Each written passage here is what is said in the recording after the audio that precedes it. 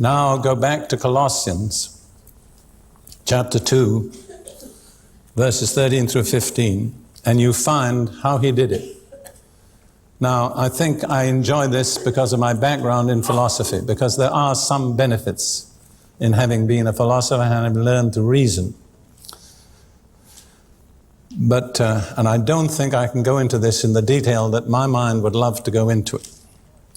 But Jesus spoiled, if you look at verse 15, he disarmed principalities and powers.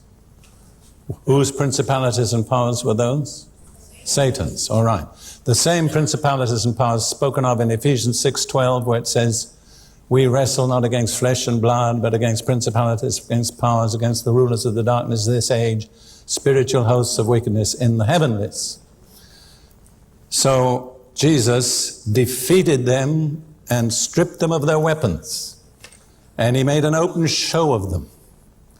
And then, what we need to understand is, on what basis he did that. Because until we understand the basis, we can believe it in theory, but we cannot apply it in practice. What is Satan's great weapon against humanity? Now, you could give me many answers, but I'm only going to accept one. No, I think I heard somebody say it timidly. Guilt, that's right. Guilt.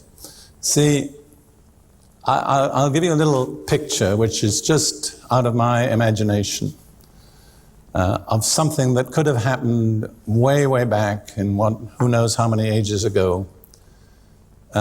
We do know that Satan, at least in the time of Job, had access to the presence of God.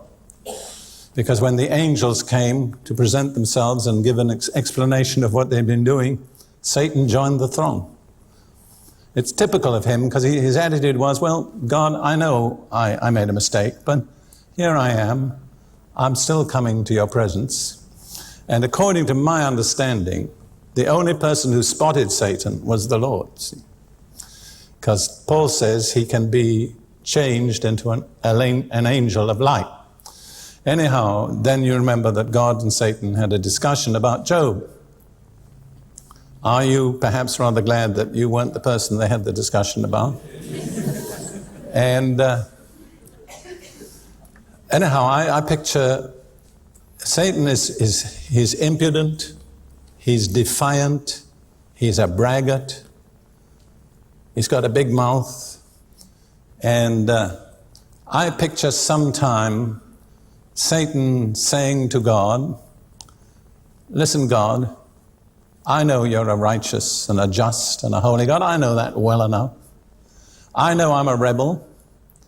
And you see that lake of fire and brimstone that isn't in heaven and isn't in earth up there in outer darkness. I know that's where I'm headed, God. I know I deserve to go there. I'm not arguing. But listen, I just want to tell you one thing, God. You see those human beings that you made in your image and likeness, that you love so much? I've made them rebels just like me. You know that. And so, God, remember this. When you send me to that lake of fire, your justice demands that you send them too. Just keep that in mind before you dispatch me and my angels there. And I picture God just keeping quiet. Sometimes the best way to deal with the devil is not to argue with him. That really hurts his feelings. If you ignore him, that really upsets him. God didn't say, but he had a plan. You know what his plan was? His plan was Jesus. And so along comes Jesus. He's the last Adam. He's totally identified with the Adamic race. And Satan goes after him and procures his death. But as he dies on the cross, he's the representative of the total Adamic race, and all our guilt is laid upon him. He pays the total penalty, and when he dies and is buried, our guilt is banished if we will believe. We have to accept it by faith. And so you understand what God has done?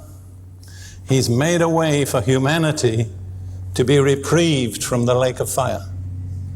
And yet in his justice, he can forgive us and punish Satan. And there's never a suggestion anywhere in the Bible that Satan has any other destiny but the lake of fire. Jesus did not take upon him the nature of angels. He's not a substitute for angels. He's the last Adam. He's a substitute for the whole Adamic race, but only for the Adamic race. And one of the things that I think eternity will be too short to discover is why God cared so much about the Adamic race. It's, I think, the most amazing fact in the Bible, and there's a lot of amazing facts in the Bible. If you read your Bible and never get astonished, I don't think you've understood it.